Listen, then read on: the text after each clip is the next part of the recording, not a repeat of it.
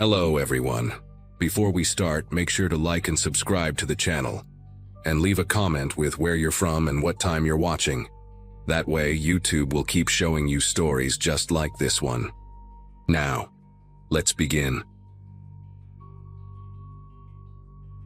The company sent me to Indianapolis in early October for a 3-day training seminar on their new inventory system. I'm an assistant manager at a sporting goods store in Ohio, and corporate decided all of us needed hands-on experience with the software before the holiday rush. They booked us at the Travelers Inn off Interstate 70, one of those budget chains where the carpets are permanently stained and the ice machine sounds like a diesel engine. I didn't mind much. After 12-hour shifts on my feet, anywhere with a bed and hot water would do. Plus, I was getting paid overtime just to sit in a conference room and click through PowerPoint slides. The hotel sat between a truck stop and a 24-hour diner, surrounded by warehouses and distribution centers. Not exactly scenic, but I wasn't there for sightseeing. That Tuesday night, I got back to my room around 9:30 after grabbing dinner with some co-workers at the diner next door. Room 118, ground floor facing the parking lot. I remember because I could see my rental car, a white Nissan Altima, parked right outside my window. The room smelled like old cigarettes despite being non-smoking, and the air conditioner rattled like marbles in a tin can. But I was exhausted from 8 hours of software tutorials. I took a shower, called my husband Brian to tell him about my day, then settled in to watch some mindless reality TV. Around 11, I turned everything off and crashed hard. Tomorrow was the last day of training. Then I could drive home and sleep in my own bed again. The parking lot had been pretty full when I closed the curtains. Mostly pickup trucks and older sedans, probably belonging to construction crews and warehouse workers staying long-term. I woke up to voices, angry ones. At first, I thought it was the TV from the room next door. Maybe someone watching an action movie with the volume cranked up. The clock on the nightstand showed 2:47 a.m. in those harsh red numbers. But then the voices got louder, more distinct, and they were coming from outside, not through the walls.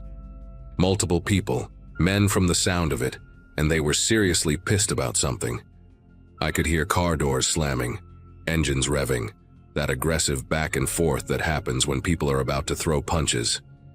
My room was right by the parking lot, remember? So everything was crystal clear through that thin window.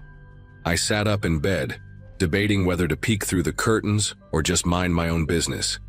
Hotels like this, you learn not to get involved in other people's drama. Then came this sound I'll never forget. Like firecrackers, but deeper, sharper. 3 quick pops, then 2 more. My brain tried to process it as anything else.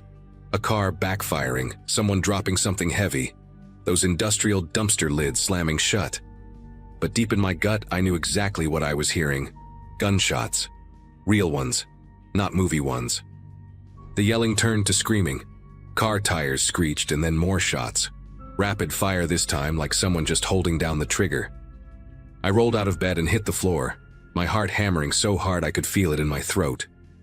The carpet was rough against my cheek, smelling like decades of spilled coffee and cleaning chemicals.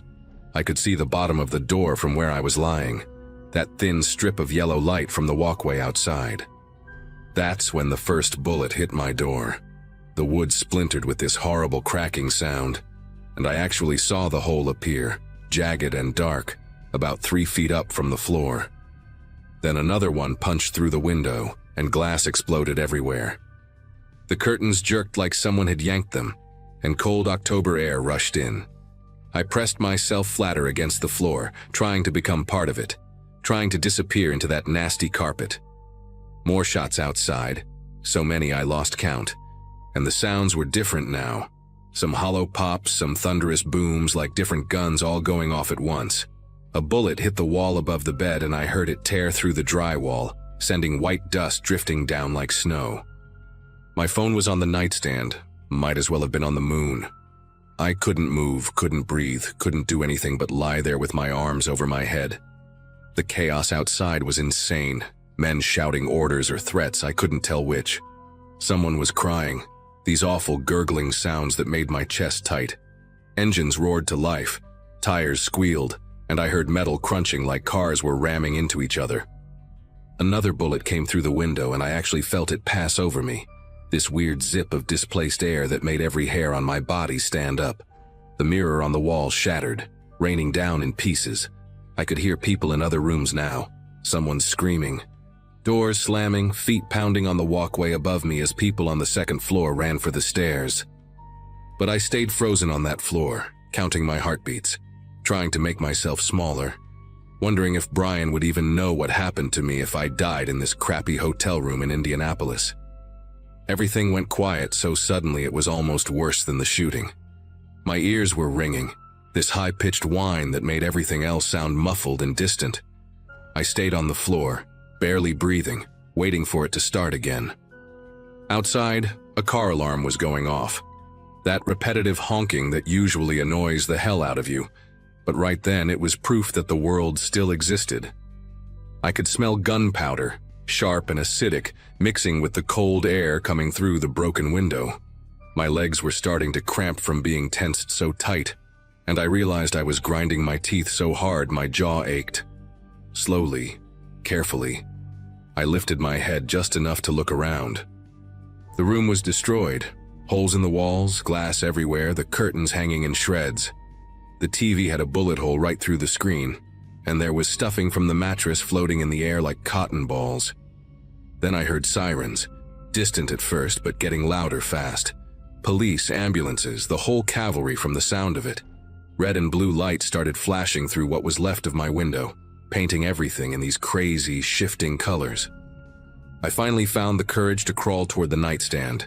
Glass crunching under my palms and knees, tiny cuts stinging, but I didn't care. I grabbed my phone and dialed 911, even though help was obviously already coming. The operator's voice was so calm, asking if I was injured, telling me to stay low, stay away from windows and doors. I wanted to laugh.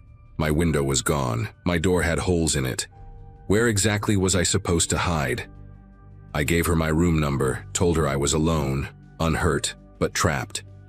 She stayed on the line, that steady voice keeping me grounded while chaos erupted outside again.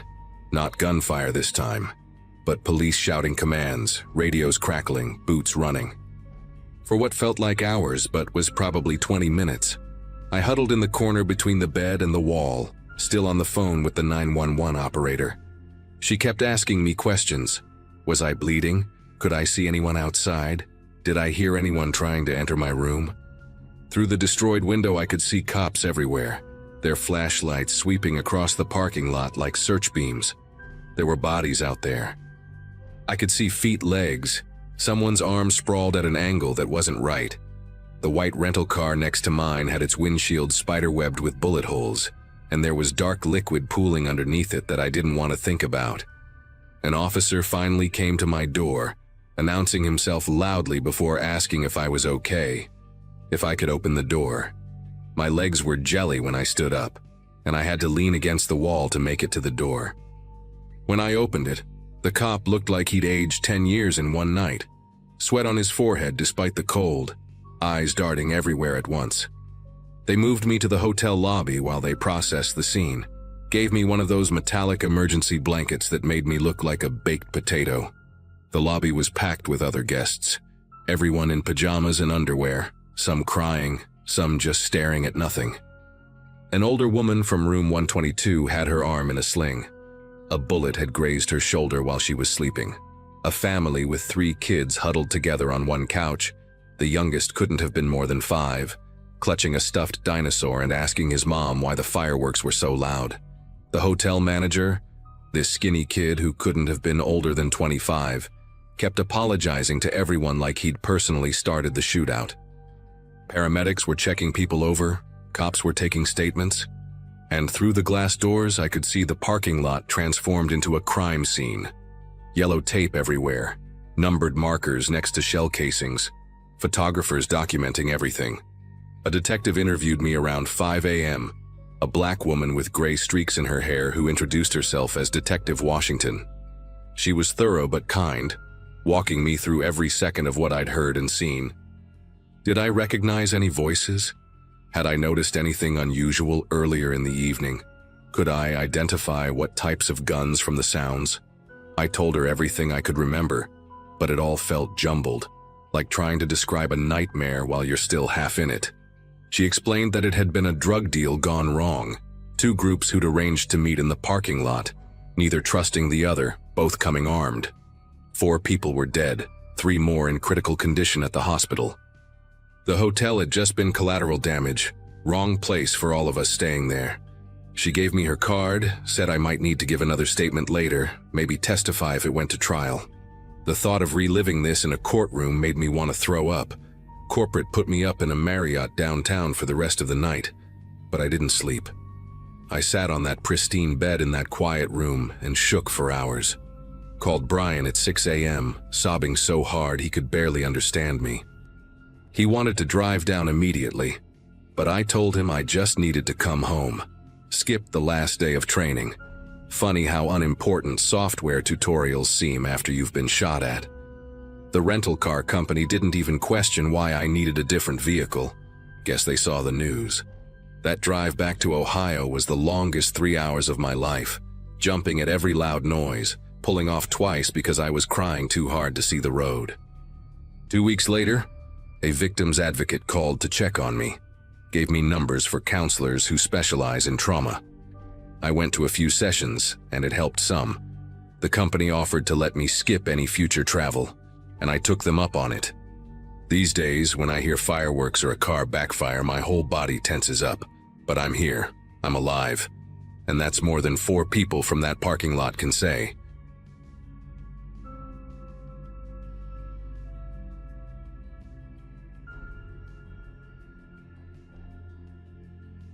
The night shift at the Grandview Hotel was supposed to be easy money. That's what my roommate told me when he got me the job.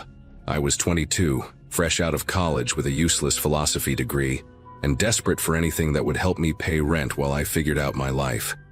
It was a Thursday in early September, maybe around 2018, and I was only 5 days into the job. The hotel sat right off Highway 41, one of those mid-range places that business travelers used when they didn't want to pay downtown prices. During my training, the manager kept saying the night shift was mostly just staying awake and checking in the occasional late arrival. Nobody mentioned that the panic button under the desk hadn't worked in 3 months, or that the security guard position had been cut from the budget 2 weeks before I started. Around 2:47 a.m., this guy walked through the front doors. I remember the exact time because I just checked my phone, counting down the hours until my shift ended at 6. He looked completely ordinary, maybe mid-30s, wearing a wrinkled polo shirt and khakis like he'd been driving all day. Had one of those rolling suitcases, the kind with the broken wheel that makes that annoying clicking sound on tile floors.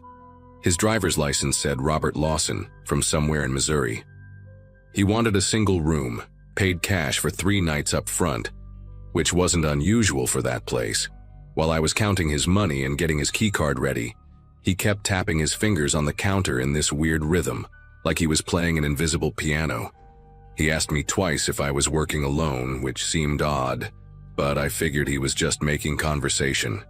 Gave him room 147 on the first floor, right down the hall from the lobby. After he left with his keycard, I went back to scrolling through my phone, trying to stay awake with some mindless YouTube videos. The lobby had these huge windows facing the parking lot, and the fluorescent lights inside made it impossible to see anything outside in the darkness. But we had this old monitor behind the desk, showing feeds from 4 security cameras, one in the parking lot, one in the main hallway, one by the side entrance, and one covering the lobby from behind me. About 10 minutes after Lawson checked in, movement on the parking lot camera caught my eye. He was standing by his car, a beat-up silver sedan parked directly in front of the main entrance. The way he was moving seemed strange, like he was checking if anyone was watching. He opened his trunk and pulled out what looked like a large duffel bag, different from the suitcase he'd brought in earlier. Then he unzipped it right there in the parking lot. The camera quality was terrible, all grainy and black and white, but I could see him pulling something out of that bag. At first I thought it might be a baseball bat or maybe a tire iron, but then he held it up to check something, and the parking lot light hit it just right. It was a shotgun, not a hunting rifle or anything you could maybe explain away. A short, mean-looking shotgun. He loaded something into it. I could see the motion even on that crappy camera, then tucked it under a long coat he pulled from the same bag. My whole body went rigid in that chair. He started walking toward the lobby entrance, and I could see him on the monitor getting bigger and bigger. The front doors were maybe 30 feet from my desk. The only other exit was through the back office, but that led to a hallway that connected right back to the main corridor where he could easily cut me off. I reached under the desk for the panic button, pressing it over and over, knowing it was broken but hoping maybe somehow it would work this time. The automatic doors whooshed open, and Lawson walked back in with that same casual stride, except now I knew what was hidden under his coat. He wasn't pointing anything at me yet, just walked up to the counter like he needed extra towels or something. "Hey, buddy," he said, and his voice was different now, lower and steadier. "Here's what's going to happen. You're going to open that register and the safe in the back office. We're going to do this nice and quiet, and you're going to go home with a story to tell instead of a hole in your chest." His hand moved slightly under the coat, adjusting the weight of the gun. The weird thing was how calm he seemed, like he'd done this before, like robbing hotels at 3 a.m. was just another Thursday for him. I nodded, trying to speak, but my throat was completely dry. He smiled then, not a crazy smile, but worse. A practical, businesslike smile that said he'd already thought through every possible outcome of this situation. My mind was racing through my training, but they'd spent exactly 0 minutes on what to do during an armed robbery. The cash register had maybe $200 in it, mostly small bills from people buying snacks from the vending machines. The safe in the back had more, probably a few thousand, but I didn't even know the combination. Only the manager and the senior night auditor knew that, and Gregory, the night auditor, wasn't scheduled until tomorrow. I started moving toward the register, trying to buy time, trying to think. "The safe," I managed to croak out. "I don't have the combination. I'm new. They haven't given it to me yet." Lawson's expression didn't change. He leaned against the counter like we were having a casual conversation about the weather. "That's unfortunate," he said. "For you, I mean. Because I drove a long way for what's in that safe and I'm not leaving empty-handed. So you better start thinking real hard about how to open it, or we're going to have a different kind of conversation." I opened the register, my fingers fumbling with the keys, and started pulling out the cash. While I was doing that, I noticed something on the security monitor. A car had just pulled into the parking lot, a taxi. We sometimes got late arrivals from the airport, and sure enough, I saw an elderly couple getting out, the man pulling luggage from the trunk while the woman counted bills to pay the driver. They were heading straight for the lobby. Lawson must have seen my eyes flick to the monitor because he turned slightly to look at the parking lot through the windows. "Well," he said quietly, "this is about to get interesting." He shifted the shotgun under his coat and moved to the side of the counter where he'd be hidden from view when they first walked in. "You're going to check them in like everything's normal," he whispered.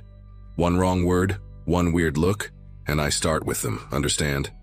The automatic doors were already sliding open, and I could hear the woman complaining about the airline losing their bags.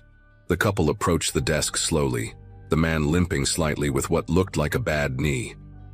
They were probably in their 70s, wearing matching Florida vacation shirts with palm trees on them. The woman, Dorothy she said her name was, did all the talking while her husband Harold just stood there looking exhausted. She wanted a room on the ground floor because of Harold's knee, and she kept apologizing for arriving so late, explaining their flight had been delayed 4 hours. The whole time she was talking, I could see Lawson in my peripheral vision, standing just 3 feet away behind that half wall that separated the desk area from the lobby. One step and he'd be visible to them. My voice sounded almost normal as I processed their credit card, but I could feel sweat running down my back, soaking through my uniform shirt. Dorothy kept chatting about their grandchildren in Phoenix, completely unaware that we were one wrong move away from disaster. I handed them their key cards, room 108, the opposite direction from where Lawson had checked in earlier. As soon as they disappeared down the hallway, Lawson stepped back into view. "Good job," he said, like I'd passed some kind of test. Now, about that safe. Here's what you're going to do. You're going to call your manager. Tell him there's an emergency, maybe a water pipe burst in the back office, flooding everywhere. He needs to come down here right now with the safe combination because important documents are getting soaked. He pulled a cell phone from his pocket and set it on the counter. Use this one, not the hotel phone. Don't want any recordings. I stared at the phone, knowing this would put my manager Russell in danger too. Russell was a decent guy, had 3 kids, always showed me pictures of his daughter's soccer games. I can't, I said, surprised by my own words. He won't believe me. A water pipe? He'll know something's wrong. Lawson's jaw tightened, the first sign of frustration I'd seen from him. He reached under his coat and I heard the distinctive sound of a shotgun being pumped. Not loud, but unmistakable in the quiet lobby. That's when I remembered something from my second day of training. Russell had mentioned the hotel kept a backup cash deposit in a hidden safe behind the breakfast area, separate from the main safe. It was for emergencies, usually about $5,000 in cash. He'd shown me where it was but said only to use it if the main safe malfunctioned, and we needed to make change for a big bill or something. The combination was written on a card taped inside the supply closet, which was stupid but typical for this place. Wait, I said quickly. There's another safe. Emergency cash. I know where it is and how to open it. Lawson studied my face, probably trying to figure out if I was lying. How much? He asked. $5,000, maybe more if they just made a deposit, I said. It was Thursday, so they might have deposited Wednesday's receipts. He considered this for a moment, then nodded. Show me. And remember, those old folks are still in the building. Would be a shame if I had to go knock on their door. We walked to the breakfast area, me in front, him staying close enough that I could smell the cigarette smoke on his clothes. The breakfast room was creepy at night. All those empty tables and chairs set up for a meal that wouldn't happen for another 3 hours. The coffee machines were turned off, and the waffle makers sat there like metal mouths waiting to be fed. The supply closet was in the back corner, and my key card worked on it, thankfully. Inside, behind boxes of paper cups and napkins, was the combination taped to the wall, just like Russell had shown me. E07-3185, probably someone's birthday. The safe was built into the floor under a piece of loose carpet. As I knelt down to open it, I noticed something else in that closet, a heavy marble rolling pin from when the hotel used to make fresh pastries. It was on the shelf right next to me, covered in dust. Lawson was standing in the doorway, watching the breakfast room entrance, the shotgun now visible under his open coat. This was probably my only chance. My hand was on the safe dial, but I could reach that rolling pin without him noticing if I was careful. The safe clicked open, and there it was, stacks of 20s and 50s, probably about 6,000 total, more than I'd expected. Lawson glanced down at the money, and for just a second his attention was completely on the cash. I grabbed the marble rolling pin and swung it as hard as I could at his knee, the bad one I'd noticed him favoring when he walked. The crack was horrible, like stepping on a thick branch, and he went down screaming. The shotgun clattered across the floor, sliding under one of the breakfast tables. I didn't even think, just ran. Ran straight through the lobby, past my desk, out the automatic doors into the parking lot. I could hear him screaming behind me, cursing and trying to get up. I made it to my car, a rusty Ford Focus, and fumbled with my keys. Started it on the 3rd try and peeled out of that parking lot faster than I'd ever driven. Called 911 from the road, told them everything. They caught him still in the breakfast room, trying to crawl to the shotgun with his destroyed knee. Turns out Robert Lawson wasn't even his real name, and he'd robbed 2 other hotels in neighboring states the same way. The elderly couple slept through the whole thing. I quit the next day, didn't even go back for my last paycheck. Sometimes I still dream about that breakfast room and the sound his knee made when I hit it.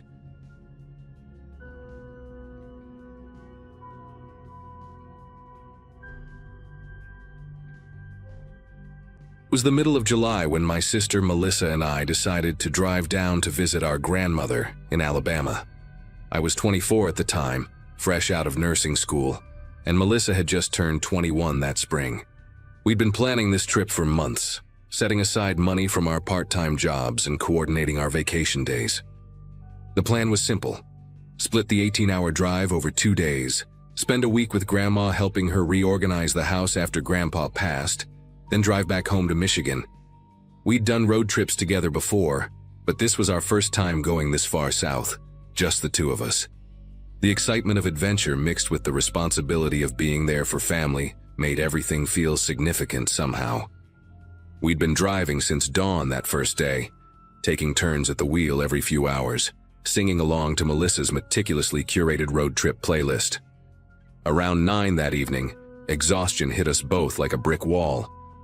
We started seeing signs for lodging every few miles along Route 65, each promising clean rooms and continental breakfast. The Blue Ridge Motor Lodge caught our attention with its flickering neon vacancy sign, and a price that wouldn't destroy our budget, $49 a night. The place sat about 200 yards from the highway, surrounded by nothing but dense woods and a gravel parking lot that crunched under our tires. The main office was a tiny building separate from the long, single-story row of rooms that stretched into the darkness. An older woman with reading glasses perched on her nose checked us in, handed us a key, attached to a plastic diamond-shaped tag with Room 12 etched into it, and mentioned she'd be leaving at 10 since her replacement called in sick.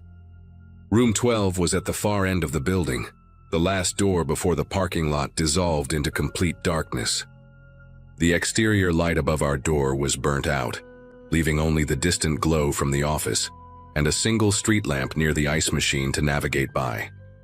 Inside, the room smelled like old carpet and that generic cleaning product every cheap motel seems to use, somewhere between pine and bleach. 2 double beds with burgundy comforters took up most of the space, separated by a nightstand with a lamp that made a buzzing sound when you turned it on. Melissa immediately claimed the bed nearest the bathroom while I dropped our bags near the door. We'd packed light, just 2 duffel bags in our purses, planning to do laundry at Grandma's place. The AC unit beneath the window rattled to life when I adjusted the thermostat, drowning out most of the highway noise but adding its own mechanical rhythm to the room. After quick showers and changing into pajamas, me in an oversized University of Michigan shirt and shorts, Melissa in her collection of mismatched tank top and plaid pants, we settled in for the night. It was around 11 when we finally turned off the lights, both of us scrolling through our phones in the darkness, too wired from the drive to fall asleep immediately. The room's curtains were those thick, rubberized blackout kind, but they didn't quite meet in the middle, leaving a 2-inch gap that let in a sliver of parking lot light. I remember lying there, listening to the AC cycle on and off, occasionally hearing a car pass on the distant highway, thinking about what we'd do with Grandma the next day. Melissa's breathing had gotten steady and deep. She could fall asleep anywhere, anytime, a skill I'd always envied. That's when I heard the footsteps outside, heavy and deliberate, stopping right in front of our door. The footsteps just stood there, no knock, no voice, nothing. Through that gap in the curtains, I could make out the shadow of someone's legs. Then came the sound that made every muscle in my body tense up. The door handle slowly turning. Click, click, click. 3 deliberate attempts, testing if we'd locked it. Thank God we had. I reached over and grabbed Melissa's arm, whispering her name, but she just mumbled something incoherent and rolled over. The handle stopped moving, but the shadow didn't leave. Whoever it was just stood there, perfectly still, for what must have been 2 or 3 minutes but felt like hours. Part of me wanted to call out, ask who was there, but something deep in my gut told me to stay quiet. Maybe they had the wrong room. Maybe they were drunk. The shadow finally moved away, footsteps heading toward the parking lot. I exhaled for what felt like the first time in minutes and reached for my phone to check the time. 11:17 p.m. I tried to convince myself it was nothing. People get confused at motels all the time, especially late at night. All those identical doors, barely visible room numbers. But I couldn't relax. Every little sound made me jump. The ice machine dropping cubes, a door slamming somewhere down the row, the AC kicking back on. 20 minutes passed, then 30. I was just starting to drift off when the footsteps returned. This time they weren't slow or hesitant. They were confident, purposeful. The handle turned again, more aggressively this time, rattling against the lock. Then came the knocking. Not polite, tentative knocks, but heavy, insistent pounding that shook the thin door in its frame. "Housekeeping," a man's voice called out, rough and slurred. At nearly midnight? No way. Melissa shot up in bed, instantly alert, her eyes wide in the darkness. We looked at each other, both of us knowing this wasn't right. "We don't need anything," I called back, trying to keep my voice steady. The pounding stopped. Then, in a completely different tone, lower and clearer, "Just open the door, I know you're awake." Melissa grabbed her phone and immediately dialed 911 while I scrambled to push the dresser against the door. The operator answered just as the man outside started kicking the door, each impact making the cheap wood flex inward. "We're at the Blue Ridge Motor Lodge on Route 65, Room 12. Someone's trying to break in," Melissa practically screamed into the phone. The operator said units were on the way, but the nearest patrol was at least 15 minutes out. 15 minutes. The kicking stopped suddenly, replaced by something worse, the sound of metal scraping against metal near the lock. He was trying to jimmy it open. I ran to the window, yanking back the curtains to see if we could escape that way, but it was one of those safety windows that only opened about 4 inches at the top. Through the glass, I could see him now. A large man in a dark jacket, maybe 6'2", with a baseball cap pulled low. He had something in his hand, working it into the door frame near the lock mechanism. The parking lot was completely empty except for our car and an old pickup truck I hadn't noticed before, parked crooked across 2 spaces. The scraping stopped, and for a moment, everything was quiet. Then he spoke again, his mouth close to the door. "Your car has Michigan plates. Long way from home. No one knows you're here, do they?" That's when real panic set in. He'd been watching us, planning this. Melissa was crying now, still on with 911, and I was trying to think of anything we could use as weapons. The lamp was bolted to the nightstand. The hangers were those useless rounded ones. Then I remembered the bottle of mace in my purse. Dad had insisted I carry it.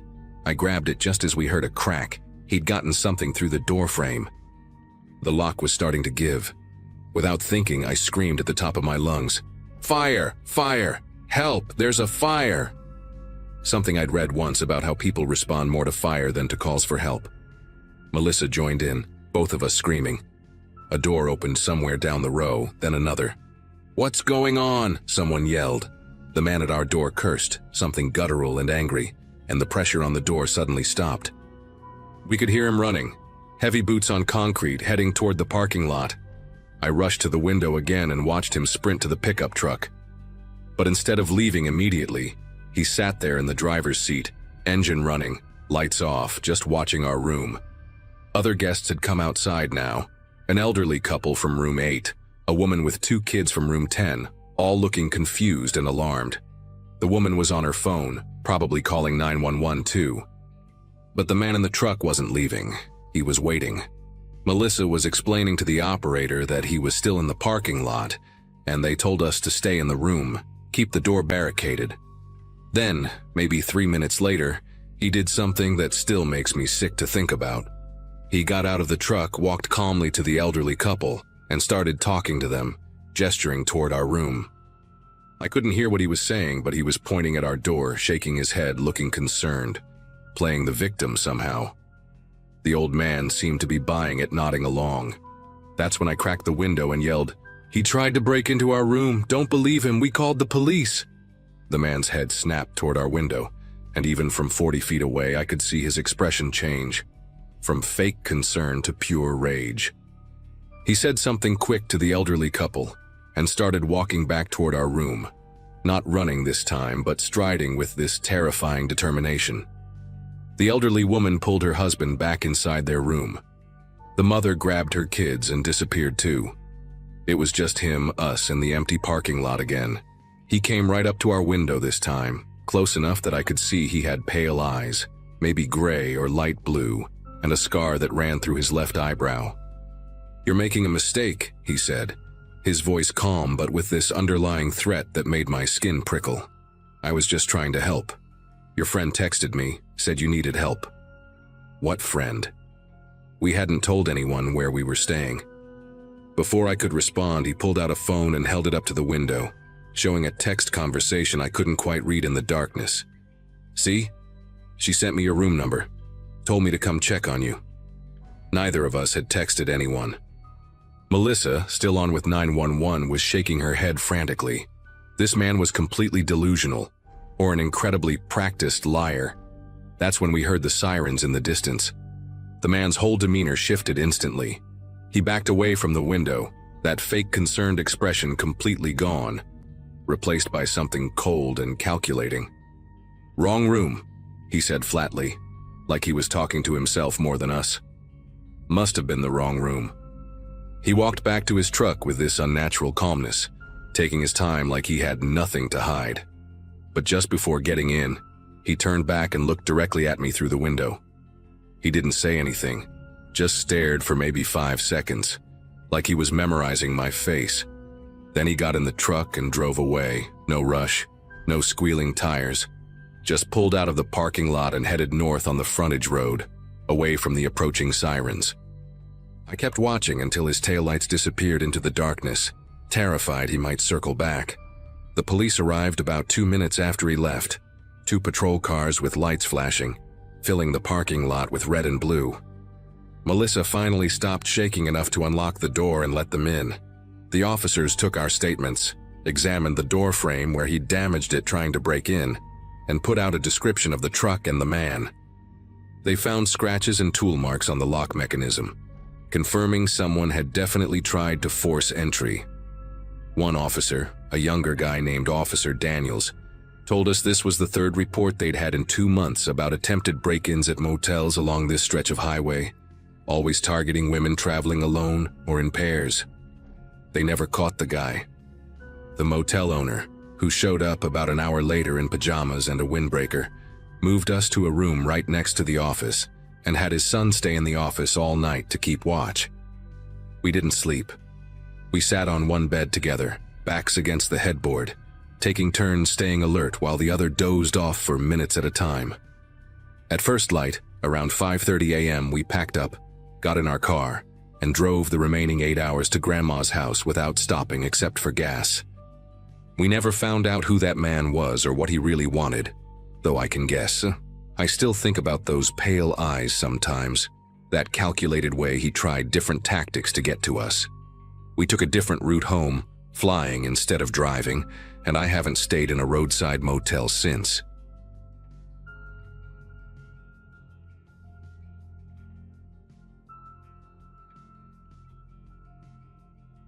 I'm a traveling nurse, and last month I was driving through Nevada on my way to a new assignment in Colorado. It was getting late, around 11 p.m., and I'd already been on the road for 9 hours straight. My eyes were burning from staring at the endless stretch of highway, and I knew I needed to stop for the night. I pulled off at an exit that had a cluster of motels and gas stations. Nothing fancy, just the typical roadside setup you see in the middle of nowhere. I picked the Desert View Motel because it had the most cars in the parking lot, figuring that meant it was at least decent enough for other travelers. The place looked tired but clean, with faded turquoise paint peeling off the walls and a flickering neon sign that buzzed like angry wasps. I was exhausted, planning to grab maybe 6 hours of sleep before hitting the road again at dawn. The woman at the front desk had bleached blonde hair with dark roots showing, and chewed gum while she processed my credit card. She handed me a key attached to a plastic diamond-shaped tag with the number 217 on it, told me ice machines were at the end of each floor, and went back to watching something on her phone. Room 217 was on the 2nd floor, 3 doors from the stairwell. The hallway carpet had this nauseating pattern of burgundy swirls that probably hadn't been replaced since the 80s. I remembered dragging my suitcase past room 215, hearing a TV blaring through the thin walls. Some game show with lots of applause and bells ringing. When I got into my room, it smelled like old cigarettes masked by cheap air freshener, that artificial cherry scent that makes your throat itch. I dropped my bag, kicked off my shoes, and collapsed on the bed without even pulling back the covers, just needing to close my eyes for a minute before I'd get up to shower. Maybe 20 minutes later, I woke up to voices coming through the wall from room 219. At first, it was just muffled conversation. A man and woman talking, nothing unusual. I figured they were just another couple passing through, maybe arguing about directions or where to eat tomorrow. But then the man's voice got louder, sharper, and I could make out some of the words. Ugly things, calling her stupid, worthless, saying she'd ruined everything again. The woman's voice was quieter, pleading, trying to calm him down. I've worked in enough emergency rooms to recognize that tone, that careful way people talk when they're trying not to set someone off. I sat up in bed, suddenly wide awake, listening as his voice kept escalating. Then I heard the first crash, like something heavy hitting the wall, and the woman let out this strangled cry that made every hair on my arm stand up. The next few minutes were pure chaos on the other side of that wall. More crashes, the sound of glass breaking, furniture being thrown around. The woman was crying now, begging him to stop, and I could hear the terror in her voice. I grabbed my phone and called 911, but the dispatcher said they were 40 minutes out. Apparently, there were only 2 patrol cars covering this entire stretch of highway. 40 minutes. I couldn't just sit there for 40 minutes listening to this, so I called the front desk, thinking maybe they had some kind of security, or at least they could intervene somehow. The same gum-chewing woman answered, sounding annoyed that I'd interrupted her show. I told her what was happening, that someone was getting hurt in room 219, that she needed to do something right now. She sighed like I was asking her to move mountains, said she'd send someone up to check on it. About 2 minutes later, I heard heavy footsteps in the hallway and a knock on their door. A man's voice, probably maintenance or security, asked if everything was all right in there. The fighting stopped immediately. There was this eerie silence for maybe 10 seconds. Then the abuser answered, his voice completely different now, calm, friendly even, saying they were just watching TV and sorry if it was too loud. The maintenance guy must have bought it because I heard him walking away. As soon as those footsteps faded, the abuser started yelling again. But this time, it wasn't at the woman. He was ranting about how someone had called to complain, how some nosy bitch had tried to get him in trouble. My whole body went rigid when I realized he was talking about me. Then he said something that made my chest tighten. It had to be the room next door. I'm gonna find out which one. Everything happened fast after that. I heard their door slam open so hard it bounced off the wall. Heavy footsteps in the hallway, going first to room 221 on the other side. He pounded on that door, but no one answered. They must have been empty. Then those footsteps came back, stopped right outside my door. The pounding started so hard I thought the door might actually crack. "I know you're in there," he yelled, his voice raw with rage. "You think you can call the cops on me? You think you can stick your nose where it doesn't belong?" His fists kept hammering the door, and he started kicking it too. The cheap motel door was shaking in its frame, and I could see the deadbolt straining against the wood. I backed away, grabbed my car keys and phone, trying to think straight while this maniac was trying to break down my door.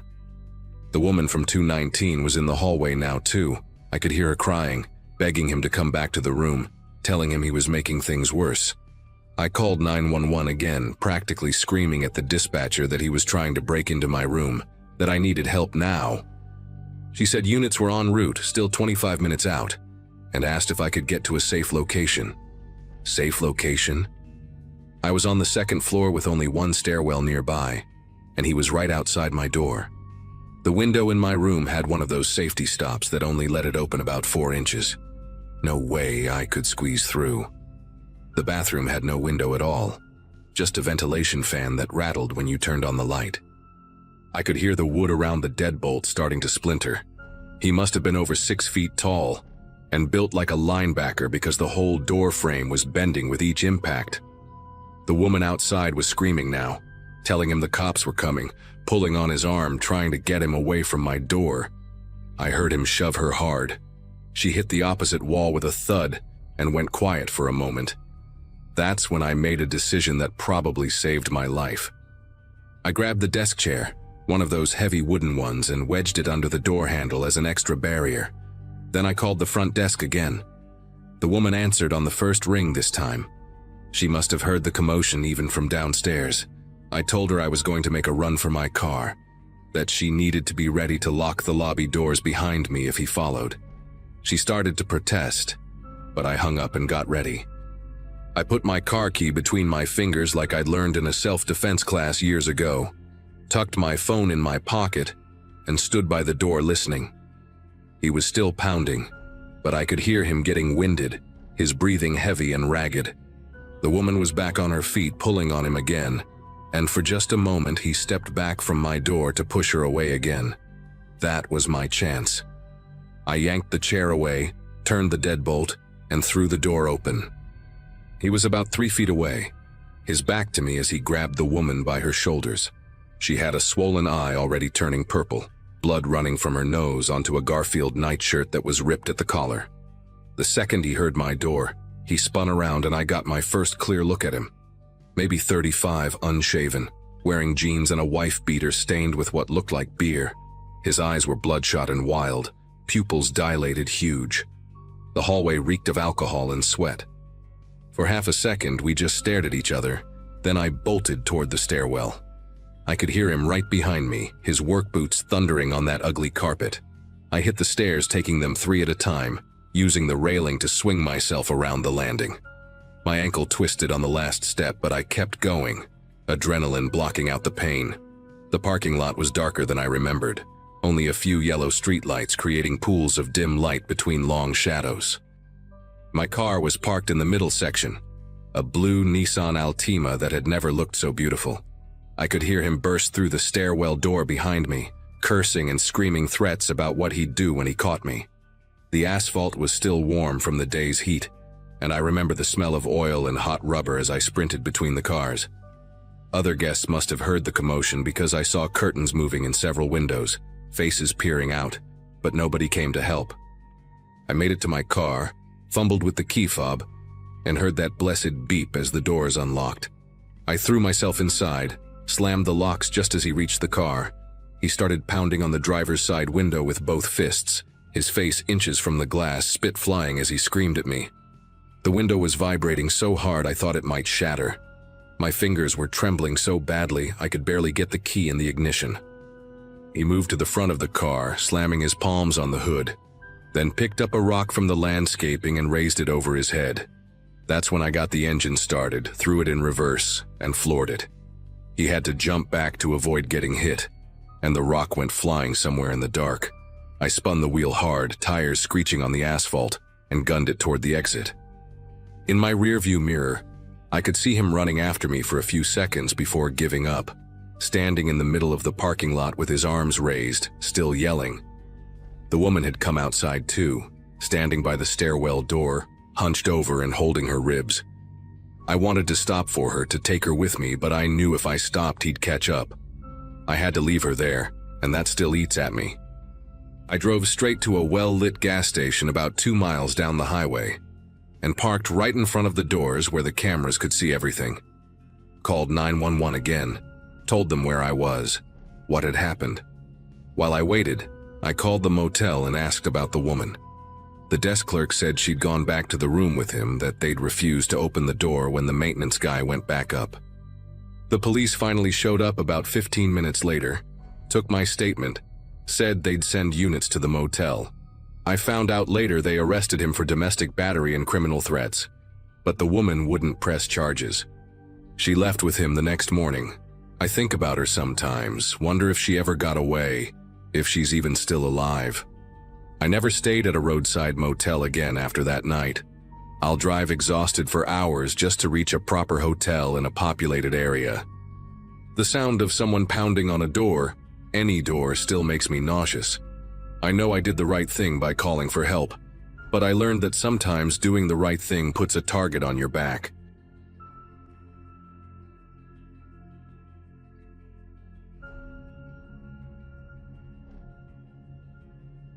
I was 34 when it happened, just another February night in 2017.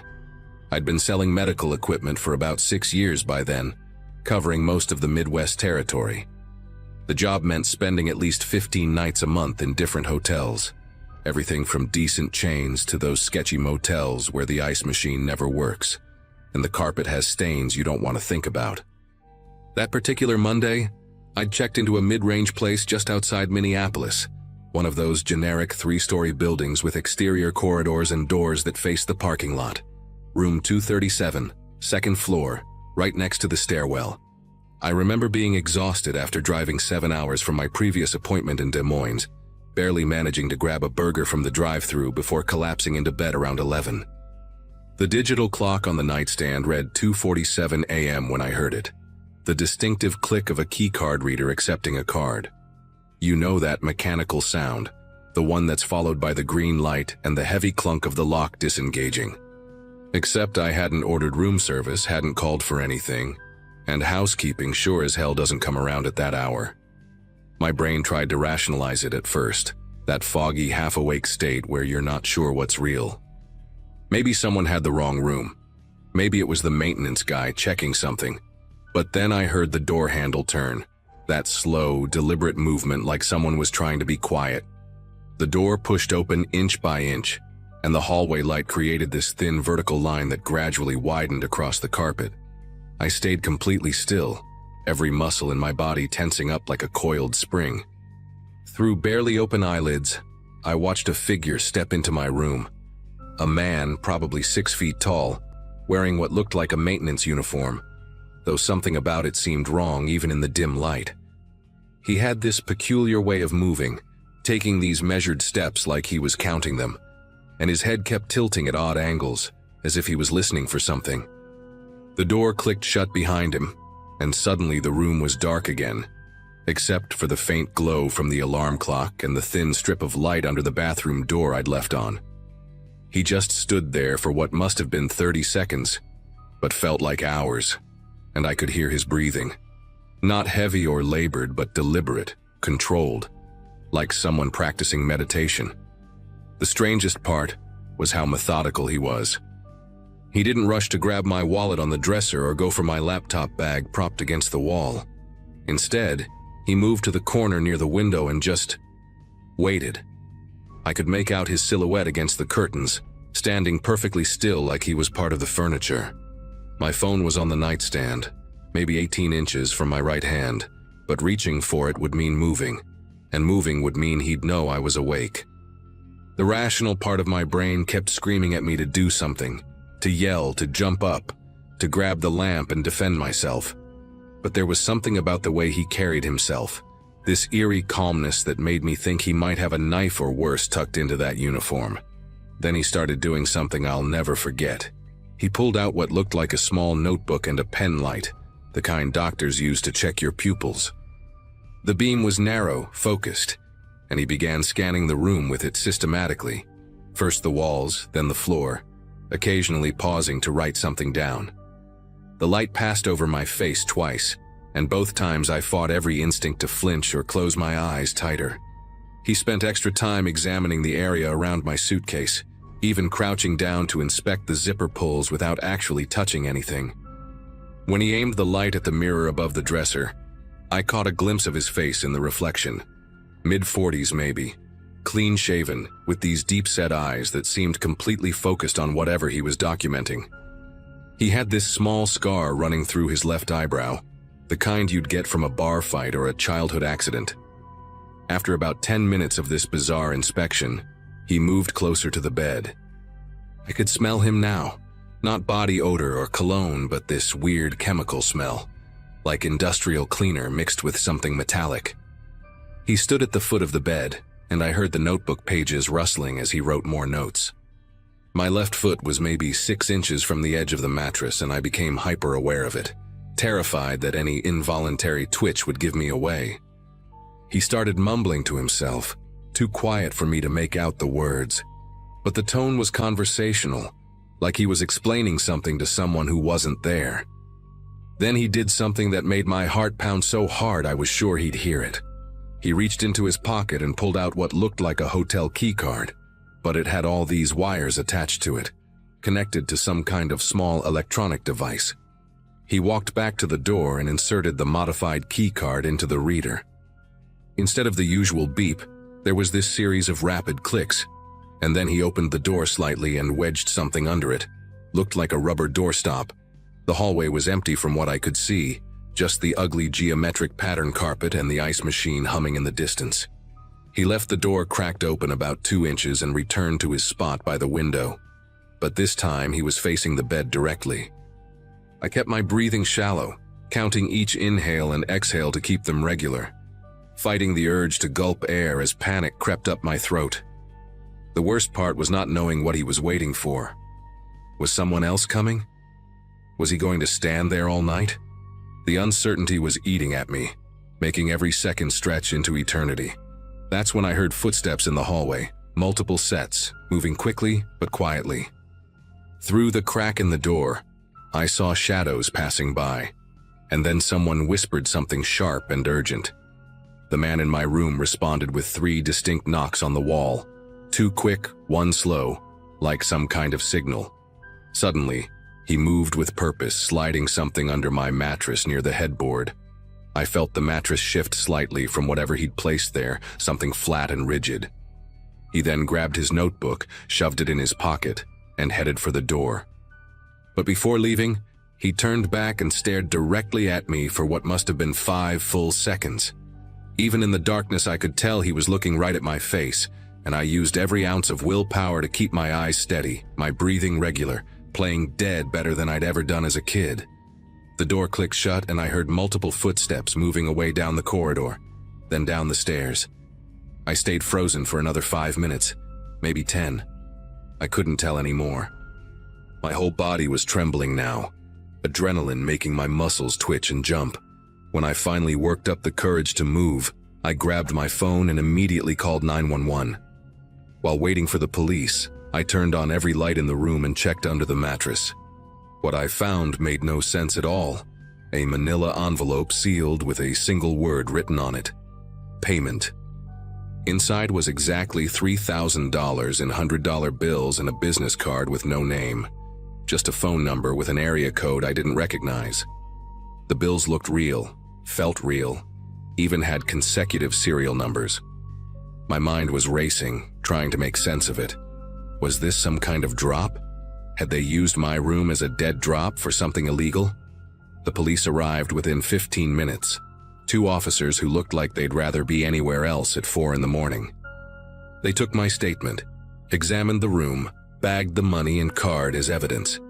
One of them, Officer Hoffman, a guy about my age with tired eyes, told me they'd been having issues with identity theft rings using hotels for their operations. Apparently, these groups would break into rooms, plant evidence or contraband, then retrieve it later to avoid direct handoffs. But when they ran the keycard logs, things got weird. According to the hotel's system, no one had accessed my room after I checked in. The manager, this nervous woman named Angela who kept apologizing, swore their system was foolproof, that every entry was logged. She even showed us the computer records. According to their data, my door never opened between 11 p.m. when I entered and 4:15 a.m. when the police arrived. They moved me to another room for the rest of the night, but I didn't sleep. I couldn't stop thinking about that modified keycard device, how it apparently bypassed the hotel's system completely. Around 6 a.m., Officer Hoffman called me with an update that made everything even stranger. The phone number on the card?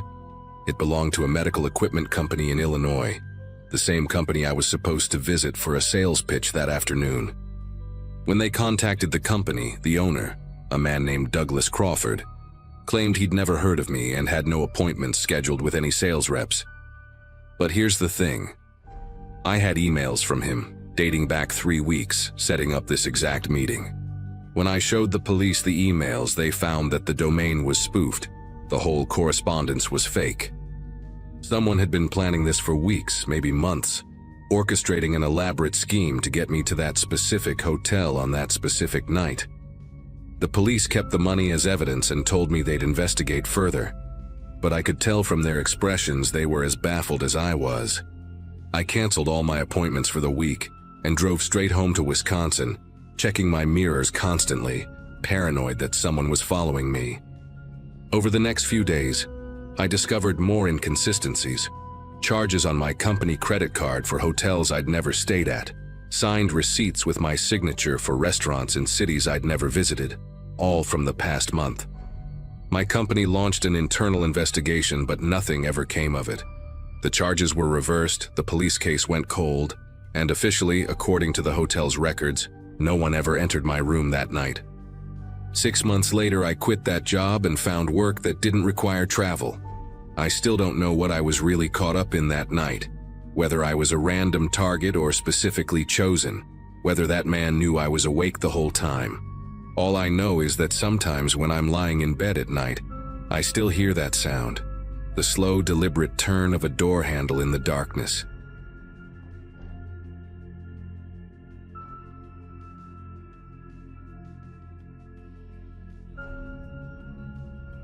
I worked the night shift at the Sunset Lodge for 6 years before everything changed. It was March of 2022, and I was 34, living in a small town in Montana where nothing exciting ever happened. The lodge sat right off Interstate 90, one of those budget places that truckers and families on road trips would use for a quick overnight stay. My job was simple enough: check people in, handle complaints about the ice machine, occasionally deal with drunk guests trying to sneak into the pool after hours.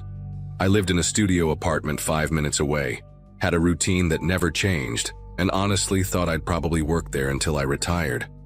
The pay wasn't great, but the job was easy, and my manager, Frank, was decent enough to work for. Most nights I'd bring a book or watch Netflix on my phone during the dead hours between 2 and 5 a.m. when nobody ever showed up. Everything started with a news alert on my phone during a particularly slow shift in early April.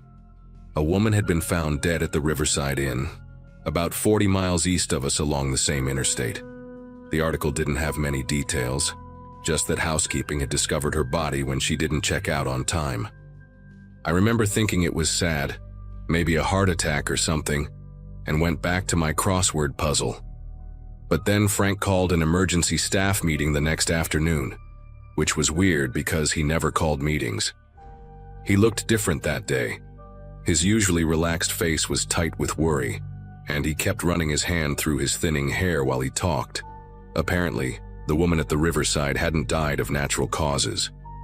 She'd been murdered, and the police were telling all the hotels along I-90 to be extra vigilant about security. 2 weeks later, it happened again. The Pine Valley Motel, 60 miles west of us this time. Another woman, found in her room with no signs of forced entry, no struggle, nothing stolen. The news said both rooms had been cleaned so thoroughly that investigators couldn't find a single fingerprint that didn't belong to hotel staff. That detail stuck with me because I'd seen how people leave hotel rooms. They're usually disasters. Towels everywhere, trash overflowing, sheets twisted up like tornadoes hit them.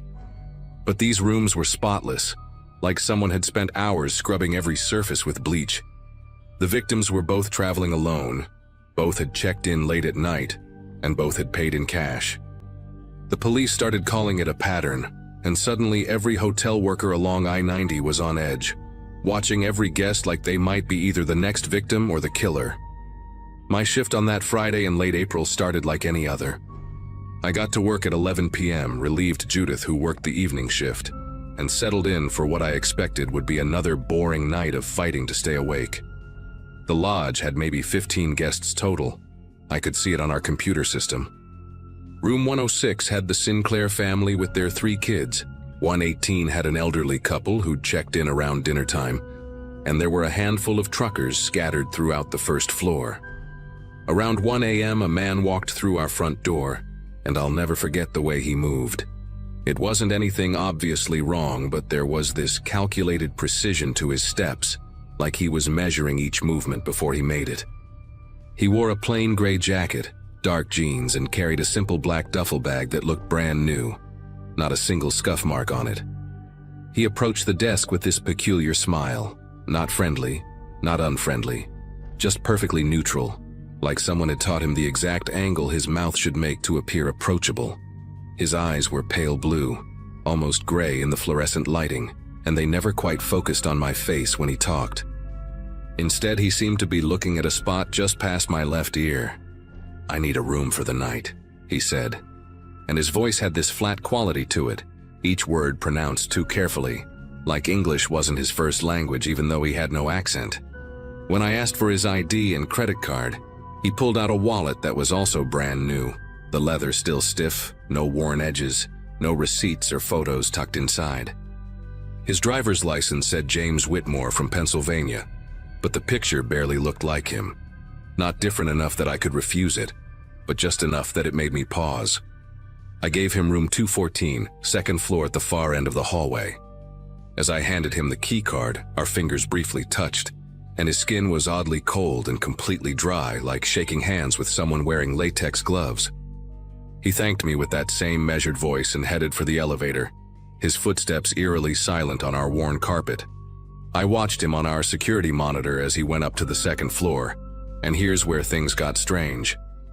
Instead of going straight to his room, he stood in the hallway for almost 5 minutes, just standing there, not checking his phone, not looking around, just standing perfectly still facing the wall. Then, as if someone had flipped a switch, he suddenly moved again, walked to his door, and disappeared inside. The whole thing made me uncomfortable enough that I decided to do something I'd never done before in 6 years. I started watching the security cameras more closely. Around 2:30 a.m., a woman checked in. She was maybe 40, traveling alone, looked exhausted from a long drive. She wore a wrinkled business suit and kept yawning while I processed her registration. Her name was Diana Morrison, heading to Seattle for a conference, and she asked specifically for a quiet room away from the elevator. I had rooms available on the first floor, but something made me hesitate about putting her on the second floor near that man. Call it intuition or paranoia from all the recent news, but I gave her room 108 downstairs. She paid in cash, mentioned her credit cards were maxed out from business expenses, and headed to her room pulling a small red suitcase behind her. I went back to monitoring the cameras, switching between different views every few minutes. The man in 214 hadn't left his room, no lights showing under his door, nothing unusual, but I kept watching anyway. At exactly 3:15 a.m., I saw him emerge from his room on the monitor. He was wearing different clothes now, a black jacket and baseball cap that obscured his face from the cameras. But it was definitely him. I recognized that strange, measured walk. He didn't take the elevator this time. Instead, he used the stairs at the far end of the hallway, the ones that led down to the side exit near the parking lot. I switched camera views and watched him walk across the lot, but he didn't go to any car. He just walked to the edge where our property met the woods, stood there for maybe 30 seconds, then turned around and came back inside through the same door. This time, though, he didn't go back to his room. He went to the vending machine area on the first floor and stood there, not buying anything, just standing in that same unnaturally still way. From that position, I realized he had a clear view down the hallway where Diana Morrison's room was located. My mouth went dry as I watched him stand there for 20 minutes straight, never moving, never shifting his weight, just watching that hallway like a statue. I picked up the phone to call Frank, then put it down. What would I say? That a guest was acting weird by the vending machines? That wasn't illegal. I couldn't call the cops because someone gave me bad vibes. But then I remembered something from Frank's emergency meeting. The police had said both previous victims had called the front desk in the middle of the night to report someone trying their door handle. Both times, when security checked, nobody was there. I pulled up our door access log on the computer, something I'd only learned how to do during training but never actually used. Room 214 showed multiple exit and entry records, but what caught my eye was something else. The system showed key card attempts at 3 different rooms on the first floor. All declined, because his card only worked for 214. He'd been trying to get into other rooms. I immediately called the police. While the phone rang, I kept my eyes glued to the monitors, watching the man still standing by the vending machines. The dispatcher answered, and I tried to keep my voice steady as I explained the situation. The recent murders, the strange guest, the attempted entries into other rooms. She said she'd send a patrol car to check things out, maybe 15 minutes. I hung up and looked back at the screen, but he was gone. My heart started pounding as I frantically switched between camera views. Nothing in the hallways, nothing in the parking lot, nothing in the stairwells. Then I heard it, the soft ding of the elevator arriving at the lobby, The elevator I could see on my screen, which showed it was empty. But I heard those doors open and close right there in the lobby with me. The sound came from maybe 20 feet away, but there was nobody there. I stood up from my chair, grabbing the baseball bat Frank kept under the desk, and that's when all the lights in the lobby went out. The emergency lighting kicked in after 2 seconds, casting everything in a dim red glow. My computer was still running on battery backup, the screens providing the only real light.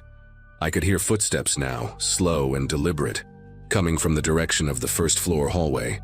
Not from the elevator, but from the corridor that led to Diana Morrison's room. I gripped the bat tighter and moved toward the hallway, every instinct screaming at me to run, but knowing I couldn't leave Diana or the other guests in danger.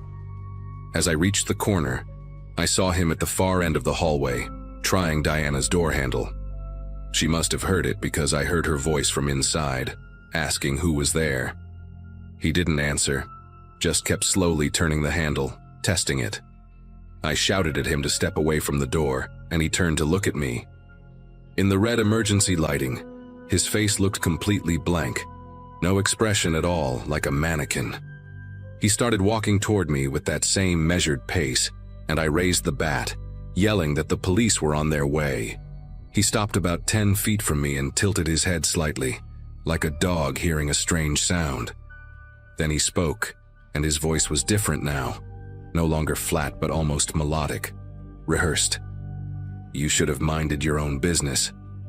Check in, check out, that's all you needed to do." He reached into his jacket and I swung the bat without thinking, pure adrenaline taking over. I missed him completely, but it made him step back. We stood there for what felt like hours but was probably seconds. And then I heard the beautiful sound of sirens approaching. His head snapped toward the front entrance, and without another word, he turned and ran. Not that measured walk anymore, but a full sprint toward the side exit. I ran after him, still carrying the bat, and saw him disappear into the woods just as the police cars screeched into our parking lot. They found him 3 hours later, hiding in a drainage pipe about a mile away, still carrying his black duffel bag filled with cleaning supplies, zip ties, and a collection of hotel key cards from different chains. Turns out his real name was Vincent Garrett, and he'd been a night janitor at a hotel chain for 15 years before they laid him off.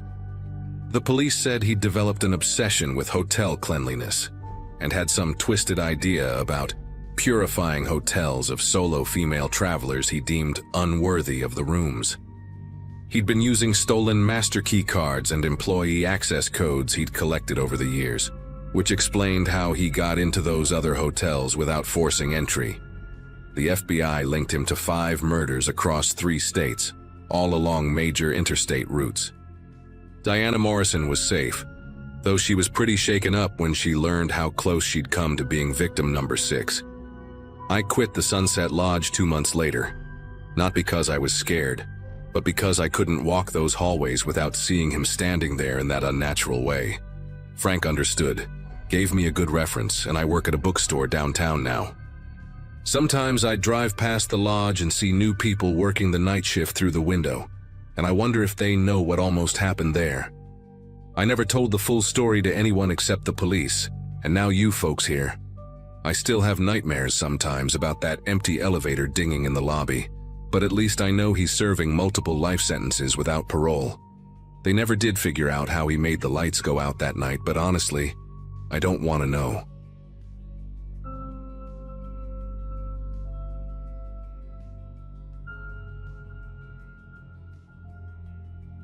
I had been staying at a mid-range hotel during a work trip, the kind of place with beige carpets that always smelled faintly like lemon cleaner no matter the hour. At the time, I was juggling long shifts and trying to prepare a presentation, so most evenings I'd return exhausted, just grateful that the bed was made and fresh towels were waiting. The housekeeper on my floor was a woman named Marlene. She wasn't chatty, but she had this habit of humming softly while pushing her cart, a tune I never recognized but always seemed to repeat itself day after day. It became part of the background of my stay, almost comforting in a strange way. The last evening before things went bad, I came back later than usual, close to midnight. The hallway lights buzzed like they hadn't been replaced in years, and the air felt heavy, like the AC wasn't circulating properly. Marlene's cart was parked outside one of the corner rooms, but she wasn't there. I thought it was odd since housekeeping usually wrapped up hours earlier, but I figured maybe someone requested extra service. Her cart looked messy, bottles of cleaner tipped over, rags half hanging out of the bag. I didn't see her, so I kept walking, but the image stuck with me longer than I expected. The next morning, the lobby had this uneasy energy. Guests whispered at the check-in desk, and staff moved faster than usual, heads down, avoiding eye contact. When I asked the front desk about late checkout, the clerk gave me a distracted nod, like she hadn't actually heard what I said. Then I caught something unusual. 2 men in suits, not guests, heading toward the service hallway with a manager trailing behind. Their shoes clicked loudly on the tile, and the sound carried until a door shut behind them. That was when the rumor started circling. Marlene hadn't shown up for her shift, and nobody knew where she was. Later that afternoon, police cars pulled up out front. Their presence was impossible to ignore, flashing lights painting the lobby walls in red and blue. Word spread fast. Blood had been found in the back hallway, near the service area where the carts were kept. Someone said it wasn't a small spill either, but a streak that smeared along the wall, as if something had been dragged. People gathered near the elevators, speculating in low voices. But when I asked one of the staff if Marlene was okay, she looked at me for a long moment and just said, "Go back to your room." That answer didn't sit right with me at all. That night, I barely slept. Every time I closed my eyes, I kept picturing her abandoned cart, the bottles rattling when I walked by. Around 3 a.m., I went down to grab a soda from the vending machine near the stairwell. On my way back, I noticed a section of the service hallway taped off with yellow police tape. No one was guarding it, but the silence there was suffocating, like even the hum of the ice machine cut out when I got close. I didn't linger. I practically jogged back to my room. By the next morning, the police presence had doubled. Guests waiting for rides stood by the entrance, clutching their luggage like they couldn't get away fast enough. That's when I overheard 2 officers near the front desk asking about a guest who had checked out at dawn. Apparently, he'd left in such a hurry that he skipped breakfast, rushed past the night clerk, and barely signed his name on the slip. The oddest part was his rental car, still sitting in the lot, keys on the driver's seat, door unlocked. Nobody could explain why he'd leave it like that. Later in the day, while waiting for my ride to the airport, I passed near the maintenance door and glimpsed one of the detectives speaking with the manager. The detective held a clipboard and kept pointing toward the hallway where the blood was found. The manager looked pale, nodding quickly but saying nothing. I wanted to ask, but before I could, the detective's eyes flicked toward me, and I immediately looked away, pretending to fuss with my phone. Something about his stare made it clear guests weren't supposed to know more than we already did. When I finally checked out, the woman at the desk barely spoke. She slid the receipt toward me without looking up, her nails drumming the counter. Behind her, I noticed Marlene's name tag sitting alone in a tray, the plastic cracked like it had been tossed carelessly.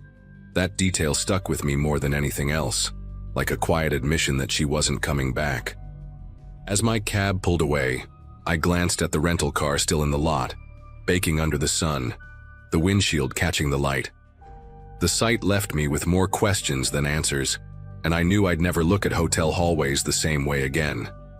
A week after I got home, I couldn't stop thinking about it. I tried searching the local news, but all I found were vague headlines. Investigation ongoing at downtown hotel, and authorities tight-lipped after incident. No mention of Marlene by name, just a staff member. It bothered me. She wasn't just a staff member. She was a real person with a voice I could still hear in my head, humming that same repetitive tune. The anonymity made the whole thing feel even darker, like she had been erased. Months later, curiosity got the better of me. I called the hotel pretending I was looking to book again, hoping maybe they'd slip some detail. The woman on the phone hesitated when I asked if Marlene still worked there.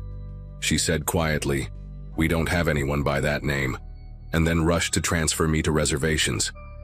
It was the way she said it, clipped and final, like a door slamming shut. I didn't push further. I knew I wouldn't get answers that way.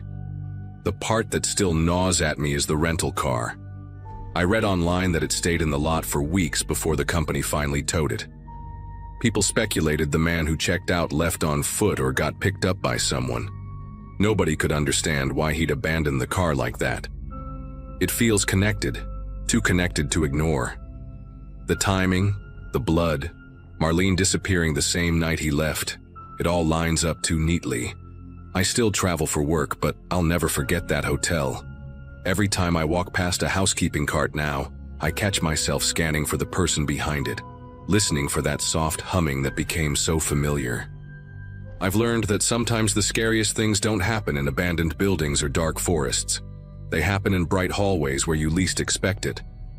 I'll never know what really happened to Marlene, but one thing I'm certain of: something terrible unfolded behind those service doors, and it wasn't just an accident.